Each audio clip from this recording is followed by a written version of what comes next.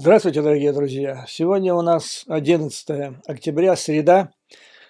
Сегодня у нас важнейший день, чрезвычайно важный день. Сегодня идет битва. Я слишком часто, наверное, повторяю это слово, но это настоящая битва, от которой фактически решается в значительной степени исход войны на территории Украины. Речь идет о выборе спикера Палаты представителей Конгресса Соединенных Штатов. В настоящий момент, вот к сегодняшнему утру, после долгих закулисных переговоров республиканцы выдвинули две кандидатуры. Одна ужасная, другая приемлемая. Для нас, я имею в виду, для Украины, да и вообще для всех здравомыслящих людей. Начну с неприемлемой. Почему я начну с нее? Потому что буквально 10 минут назад стало известно, кого республиканцы выдвигают. Они проголосовали, выдвинули. И самая ужасная кандидатура пролетела. Но я вам расскажу, чтобы вы поняли, что пролетело, пока во всяком случае, потому что все еще не закончилось, все может измениться. Итак, 113 голосов республиканская фракция Палаты представителей подала за кандидатуру Стива Скализа, который является республиканским большинством, вернее, шефом республиканского большинства, лидером республиканского большинства в палате. Прокатили тем самым Джордана, председателя Палаты представителей, комитета Палаты представителей по юридических делам. Это был ужасный кандидат, Джордан. Почему? Потому что он махровый трампист. Он был основателем, и несколько лет он возглавлял вот этот так называемый кокус свободы или фракцию свободы. На самом деле это группировка МАГА. То есть он у основания стоял этой группировки, которая состоит из махровых врагов Украины и махровых сторонников Трампа. С Трампом Джордан имел особое отношение. Его продвинули на должность председателя комитета по юридическим делам для того, чтобы он, когда Трамп еще был президентом, и там началась кампания импичмента против него, вы помните, первый импичмент в связи с Украиной, в связи с его телефонным разговором с Зеленским, о котором, наверное, вы все помните. Так вот, его посадили, Джордана, на должность председателя этого комитета юридического специально для того, чтобы отмазывать Трампа. Что он усердно делал. Ну и, наконец, надо сказать, что он, так, как политик, как человек, это лживая личность. Потому что когда начались события 6 января, то есть мятеж, штурм Капитолия, после него сразу, да и после окончания выборов президента Соединенных Штатов Америки, когда Трамп понял эту кампанию о том, что у него украли победу, Джордан был одним из рупоров вот этой кампании о том, что демократы украли победу. Он был самый шумный, он везде выступал, он доказывал о том, что украли голоса, что были махинации и так далее. С тех пор в судах было совершенно четко доказано, что никаких махинаций не было. И наоборот, сейчас на Трампе висит 91 обвинение в совершении уголовных преступлений в связи с фальсификацией. И Трамп, на самом деле, согласно следствию, был автором вот этой теории фальсификации. И Джордан был полностью на его стороне.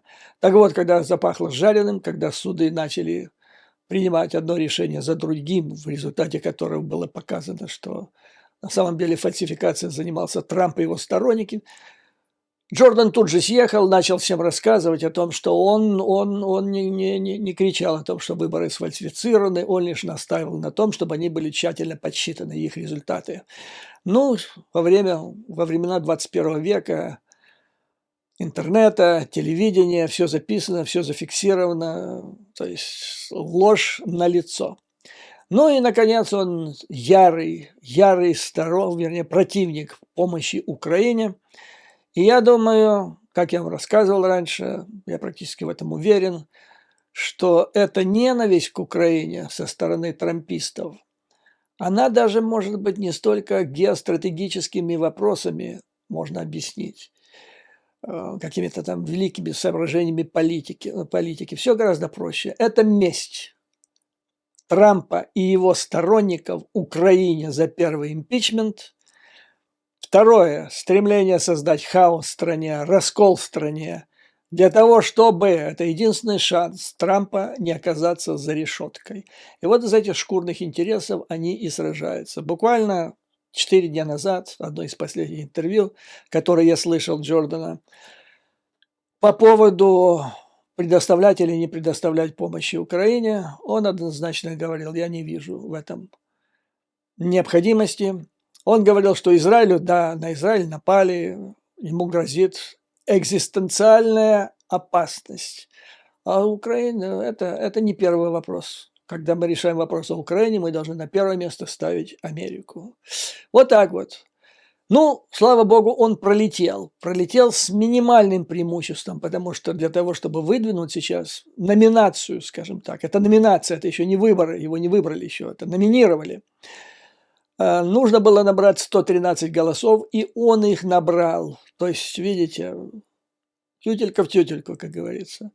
Против проголосовало, по-моему, 99 человек, а последний пакет помощи, который они же в Палате представителей рассматривали в августе месяце, где хотели вообще запретить еще в августе всякую помощь Украине.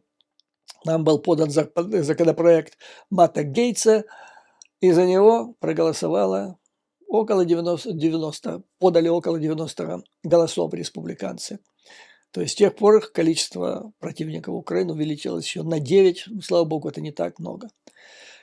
То есть самую страшную опасность мы пролетели, потому что считалось среди аналитиков, что если Джордан избирается спикером Палаты представителей, то на помощь Украине, шансы на нее со стороны Конгресса, они уменьшаются до нуля практически. Что теперь? Значит, это номинирование. Сегодня же состоится голосование.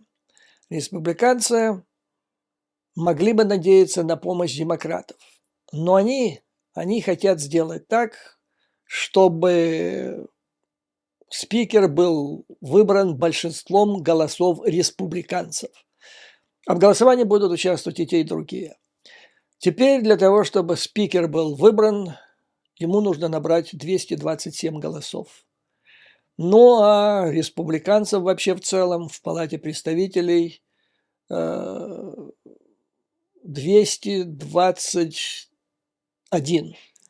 Если спикера еще считать, тогда 22, но сейчас будет голосовать без спикера, то есть 221.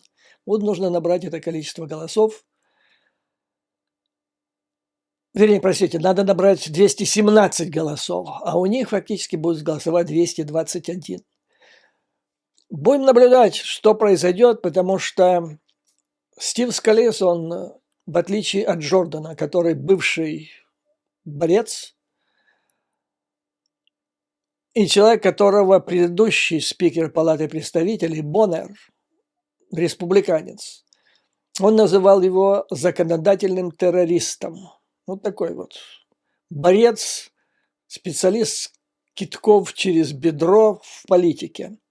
Ну, а Скалис – это такой карьерный республиканец, который постепенно продвигался в Конгрессе, в политических кругах в Конгрессе, с одной ступеньки на другую, стал лидером большинства, и анализ его голосований по Украине, по оказанию помощи Украине, поставили его на пункт Б, то есть аналитики разбили республиканцев по их отношению к Украине, градацию сделали A, B и F. A – это когда 100% конгрессмен поддерживал Украину, законопроект о помощи. B – это когда в большинстве случаев он поддерживал. Вот B – это Скалис, а F – это двойка, это 0, все. А это вот Джордан к этому относится. Ждем. Сегодня будет голосование, не гарантия, что будет выбран Скалис.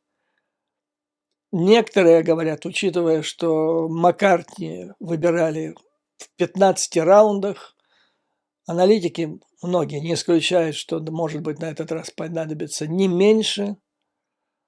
На всякий случай на запасном пути стоит, вернули и поставили его Маккартни. То есть ожидалось, что будет бардак опять, вот если окажутся двое, Скалис и Джордан.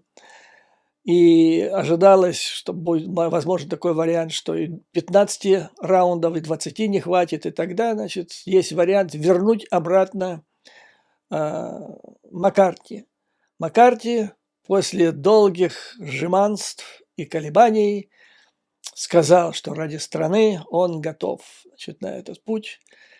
Ну что ж, значит, если сейчас градацию вот эту посмотреть, с моей точки зрения, для нас лучше Скалис, на втором месте Маккартни. Маккартни все-таки он не враг Украины. Джордан он ярый враг.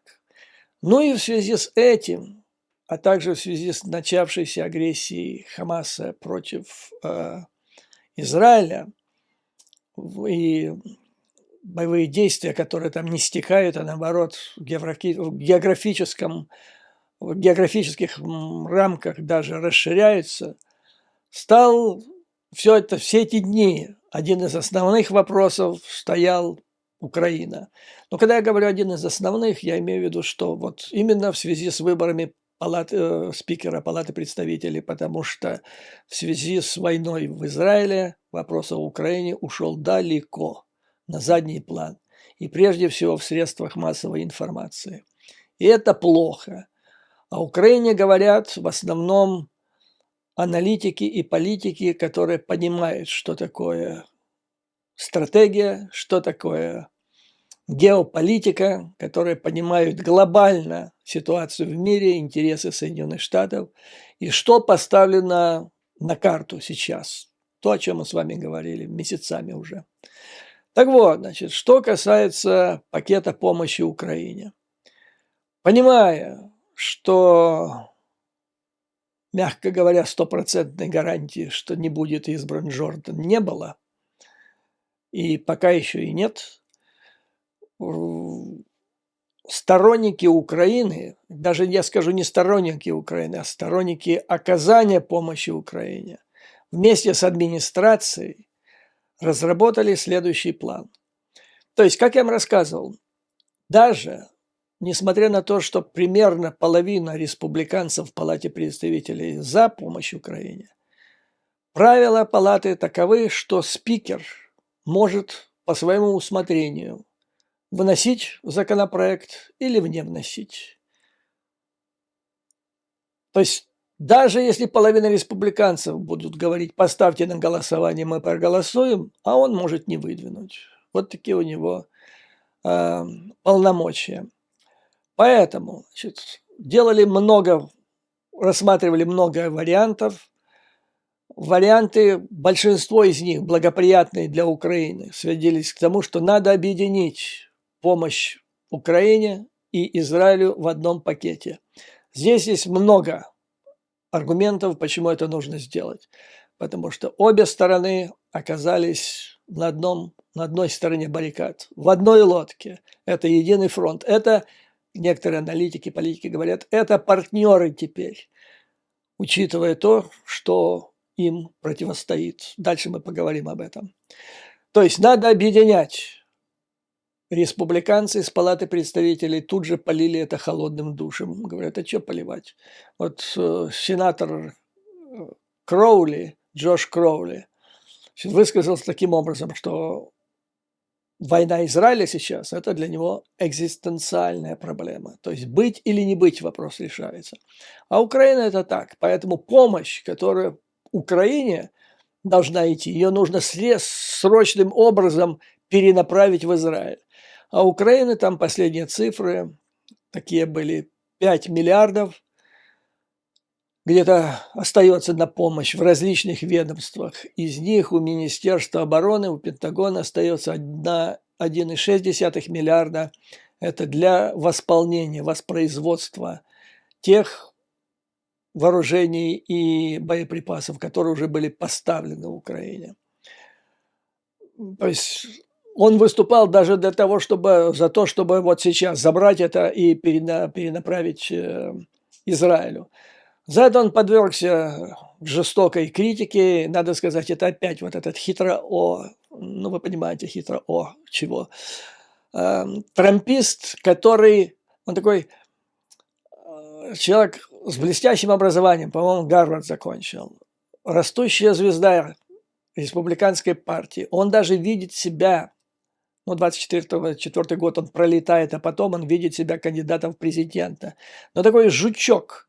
Вот я помню, смотрел эту картинку телевизионную 6 января, когда Трамп послал народ на штурм Капитолия, народ пошел, и вот Кроули этот тоже идет в Конгресс, и, повернувшись к этой толпе, безумствующий уже, он так руку им потряс, мол, ребята, давайте, я с вами.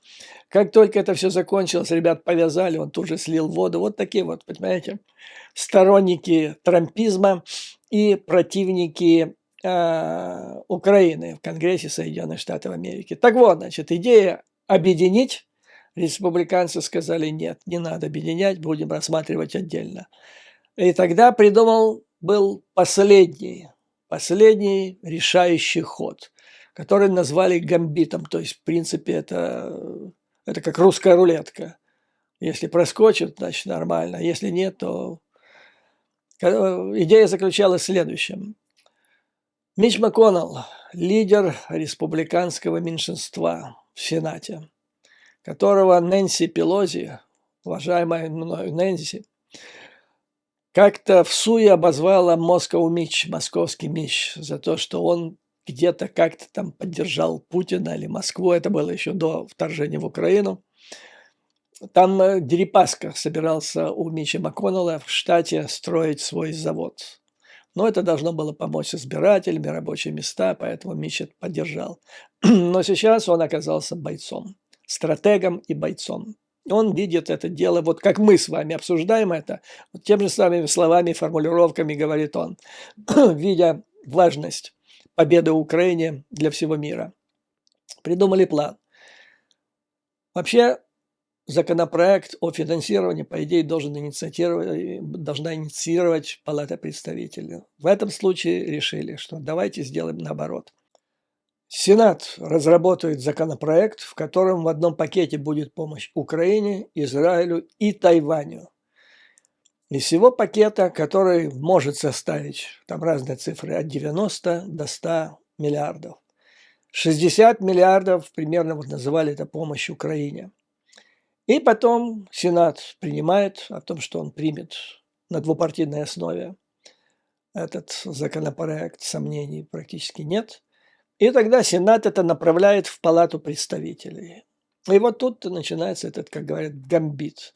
То есть Палата представителей может принять его, а может сходу отвергнуть, как у них выражение есть. Он будет мертв по прибытии. То есть шансов никаких. Но посмотрим, как ситуация сложится, потому что если избирается Скалис, то тогда может быть процесс инициирован из Палаты представителей. Вообще ситуация идиотская, конечно. Большинство в Конгрессе, большинство в Сенате за помощь. Большинство в Палате представителей, если взять демократов и республиканцев, тоже за помощь Украине. Но проблема в том, что между двумя партиями идет война.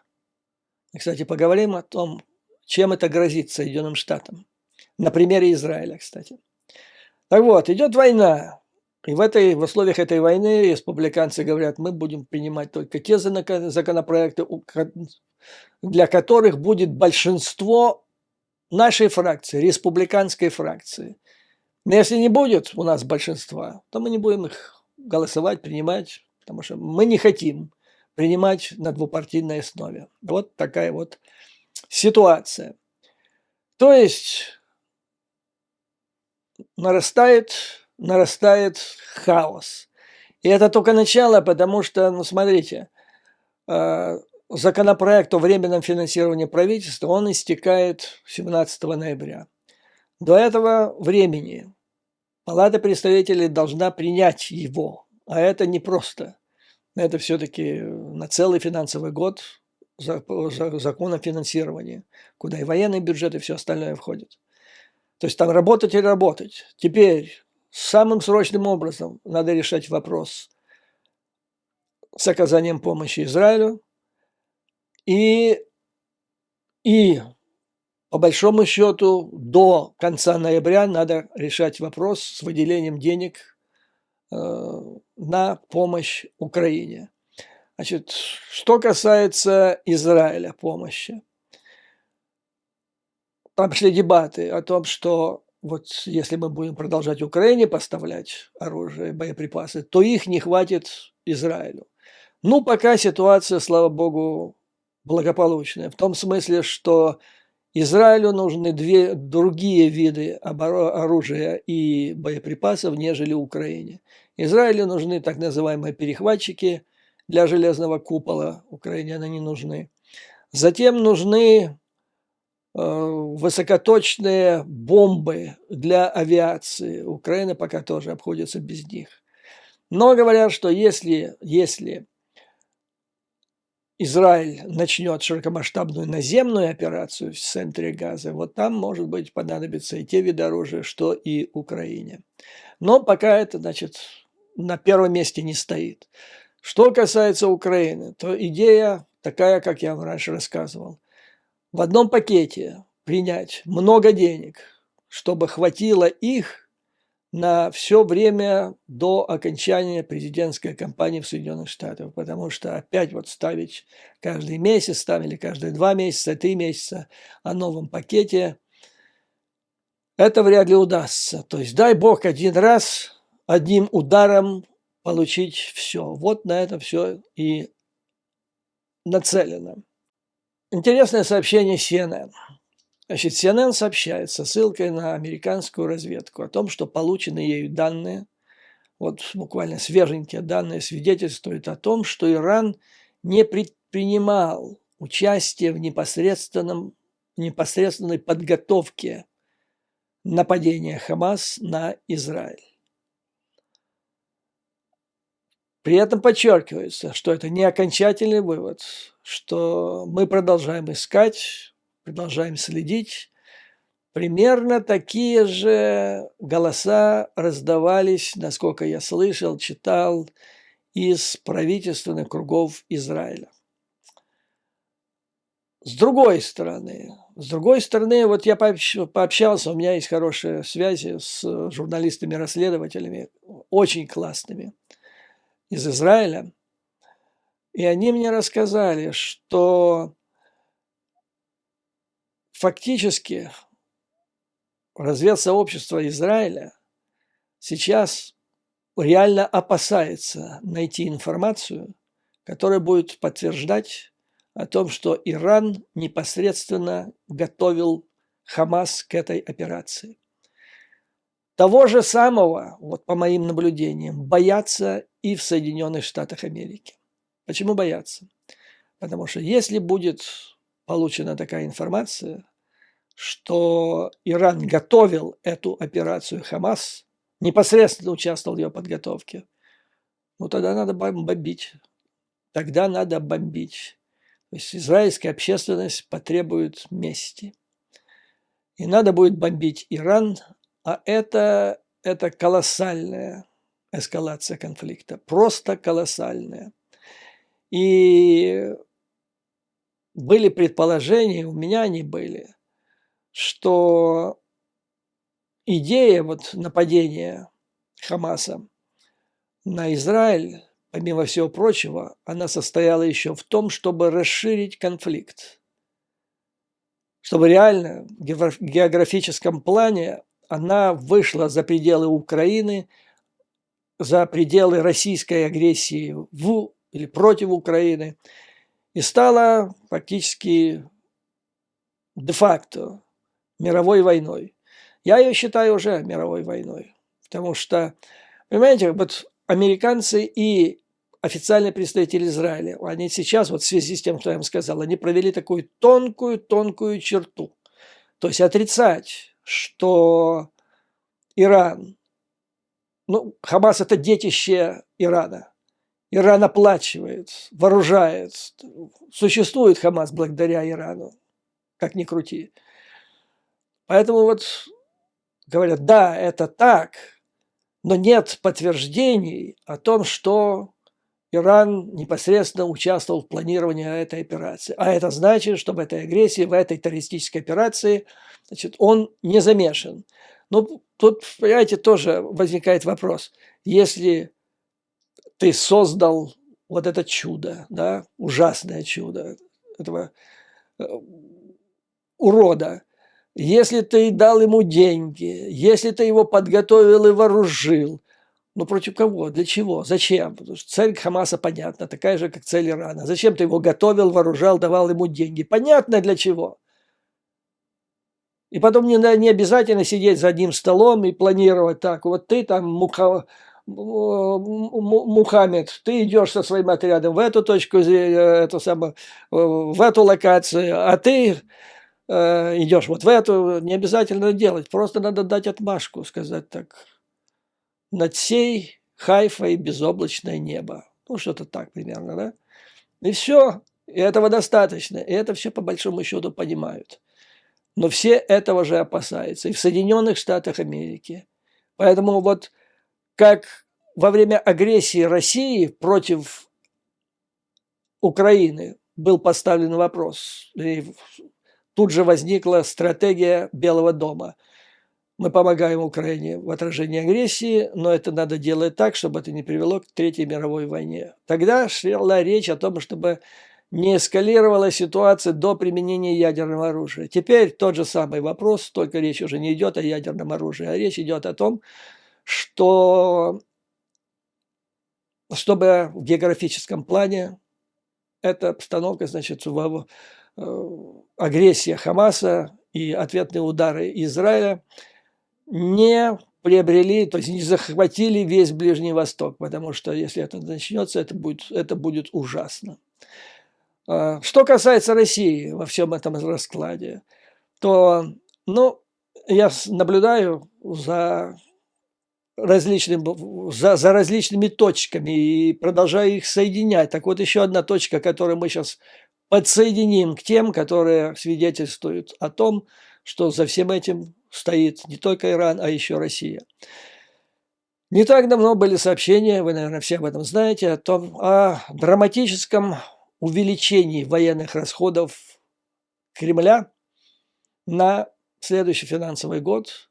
Там речь шла о астрономической сумме, которая никогда не была в Российской Федерации. И умные экономисты посчитали, что для того, чтобы прожить в условиях такого бюджета, и ничего там не рухнуло, экономика, значит, вообще вся структура государства, России нужны очень высокие цены на нефть. А они где-то к тому моменту просели. А вот агрессия Хамаса, и тут же вверх взлетели цены на нефть.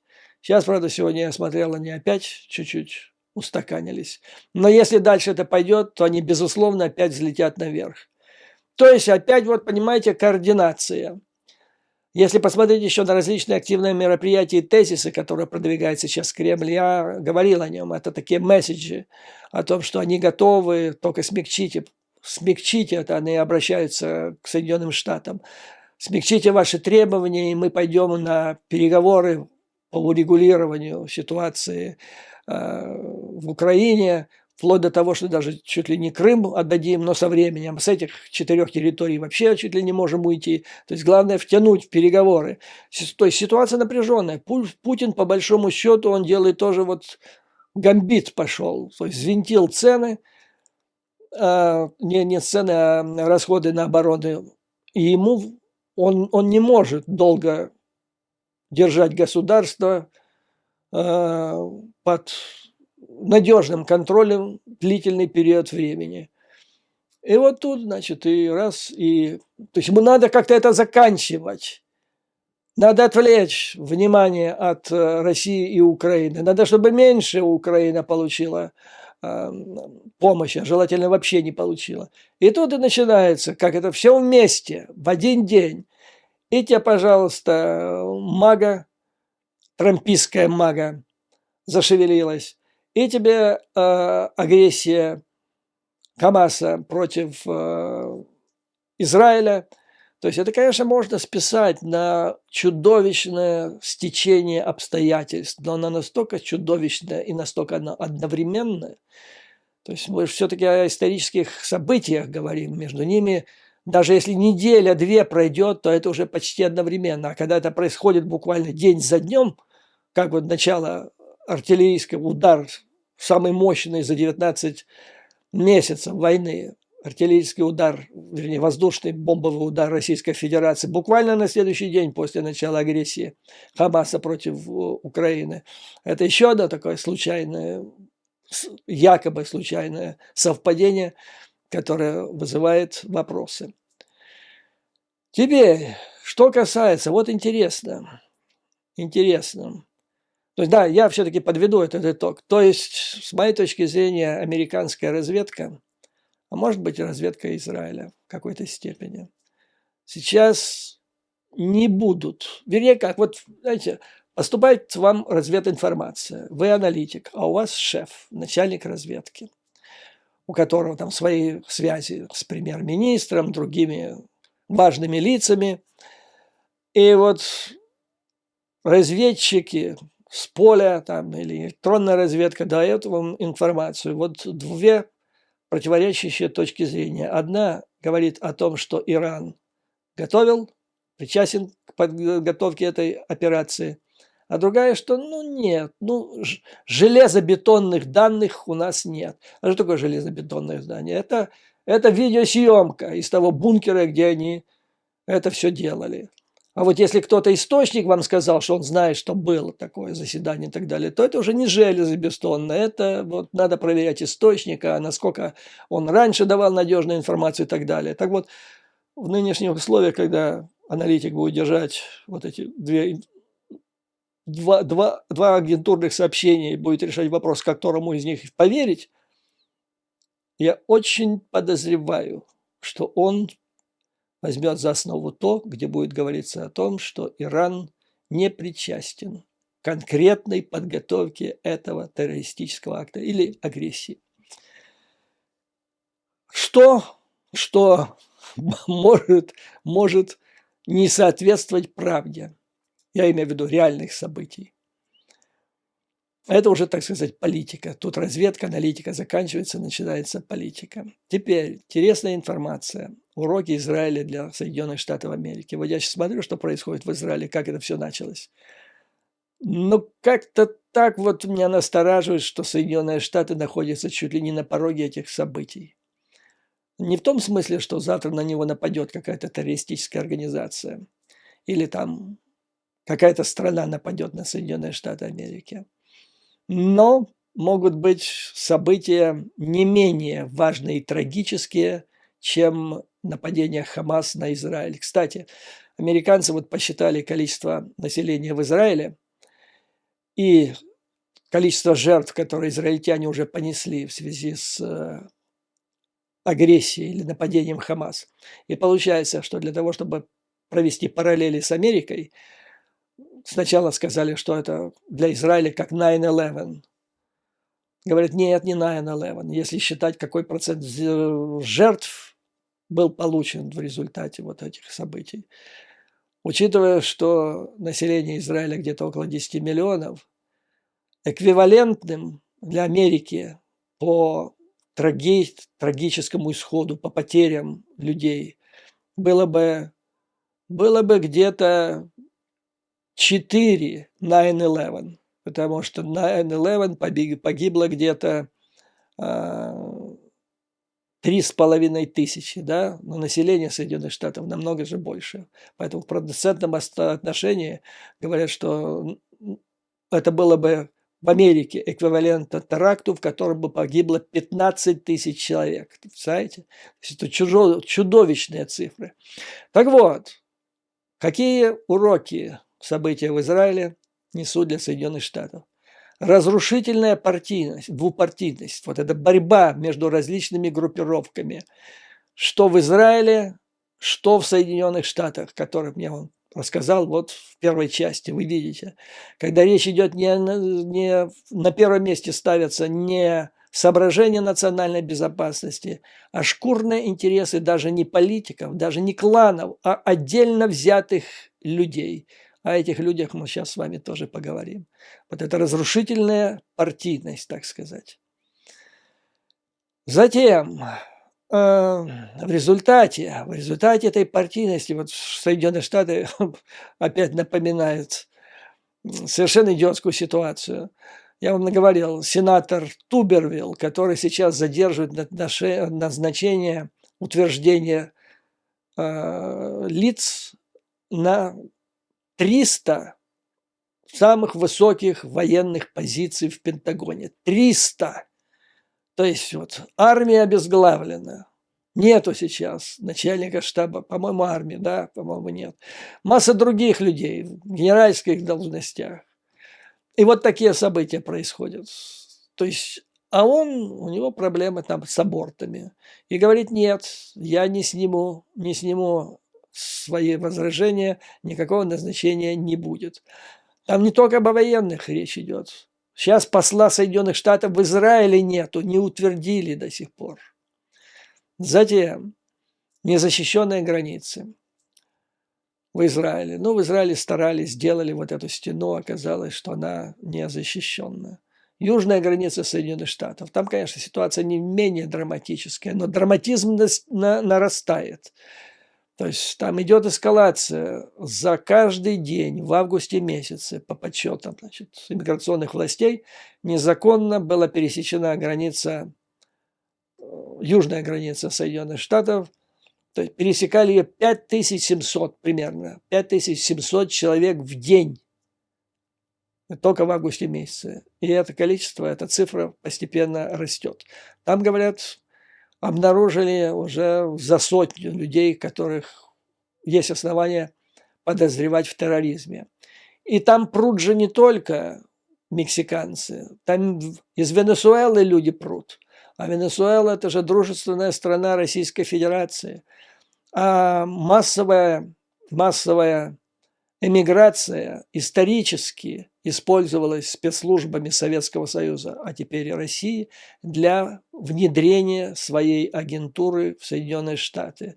Ну, пример в Израиль. Весь Израиль, наверное, помнит. Как-то его-то известный олигарх, который был выявлен в Израиле как шпион КГБ, и срок там мотал очень длительный. Даже Иосиф Кобзон приезжал, улаживать с ним ситуацию. В конце концов, его отпустили. Потом его расстреляли средь бела дня у кремлевских стен. Из головы просто выпала фамилия Фон. Как-то вот так он к знати, к европейской потом примазался. То же самое. Еврейская миграция массовая из Советского Союза в 70-е годы очень широко использовалась для продвижения своей агентуры. Ну и теперь, учитывая тесное сотрудничество военных на правительственном уровне, спецслужб, то есть через эту границу могут переть среди венесуэльских беженцев там кого угодно. То есть проблема тоже похожая. Повальная дезинформация. Сначала российская агрессия в Украину. Эта волна усилилась. А вот сначала нападение Хамас на Израиль, это уже был 9-й вал, просто 9-й вал. И невиданную роль в этом деле играет Твиттер. Бывший Твиттер, теперь это X, которым руководит Маск. При нем там были сняты все заслоны на пути распространения фейковой информации. Теперь это превратилось вообще в сточную канаву. Несут фейковую информацию в отношении Израиля и в отношении Украины. И она разлетается буквально в момент. Но иногда это хорошо, потому что позволяет схватить буквально за руку Вот смотрите, я вам рассказывал высказывание некоего чела, пропагандиста кремлевского с говорящей фамилией Сатановский, который рассказывал, он первый запустил это, утку о том, что Хамас, бойцы Хамас вооружены оружием, которое им передала украинская разведка, украинские спецслужбы из числа того оружия, которое получила Украина от Америки. И потом это все пошло гулять и так далее. Ну вот, то есть я лично слушал, как он это все рассказывал на соловьином помете, но самое главное, что это было буквально через несколько часов после того, как только началась агрессия Израиля против Хамас. Через несколько часов. Когда там еще ни одного бойца Хамас никто не захватил, потому что армия Израиля, Сахал, 10 часов собиралась для того, чтобы дать отпор. То есть неоткуда было получить информацию о том, что Хамас вооружен оружием из Украины, даже если бы оно было. То есть и даже разведка не могла бы найти это оружие. О чем это говорит? Это говорит о том, что эта информация была склепана российскими спецслужбами еще до начала агрессии Хамас, и что российские спецслужбы знали, что там должно было быть оружие иностранного происхождения. Но, как оказалось, если там есть оружие иностранного происхождения, то оно имеет советские и украинские корни, потому что там Калашников, в основном Калашников преобладает. Вот. Но тем не менее, то есть дезинформация, она повальна, просто повальна. Ну, это я вам перечислил, что пишут американские газеты, а теперь я вам скажу, что пришло мне в голову, когда я получал аналитику своих контактов в Израиле.